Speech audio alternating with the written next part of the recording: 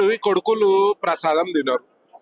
కొడుకులు పాస్టర్ గారు, దొంగ పాస్టర్ గారు ఉంటారుగా, ఆడు మనం పెడితే ప్రసాదమే తినడు. ఆడు ప్రసాదం తినరు, కానీ మా హిందూ దళితులకు రావాల్సిన బెనిఫిట్స్ ఎట్లా తింటావురా భయ్?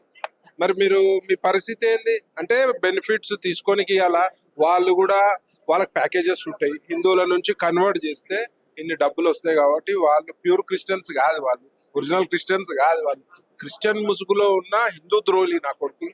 వీళ్ళందరూ కూడా ఇవాళ సుప్రీంకోర్టు గట్టిగా బుద్ధి చెప్పింది, కానీ ఆచరణ తేవాల్సిన బాధ్యత మరి అలా ప్రభుత్వాలది. ప్రభుత్వం కూడా ఆచరణలోకి తెచ్చే ప్రయత్నం చేయరు, ఎందుకంటే వీళ్ళు కూడా వాళ్ళతోటి కమ్మక్కై ఉంటారు కాబట్టి. దీనిపై ప్రజల అవగాహన తెలుసుకోవాలి.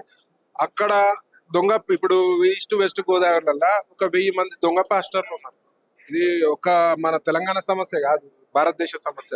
1000 మంది పైగా పాస్టర్లు బెనిఫిట్స్ పొందుతున్నారు. మరి లోకల్ ప్రజలు గమనించి ఇమీడియట్ గా కలెక్టర్ గానీ ఎంఆర్ఓ గానీ కంప్లైంట్ ఇచ్చి వాళ్ళకి వచ్చే బెనిఫిట్స్ మన హిందూ సోదరులకు డైవర్ట్ చేయాల్సి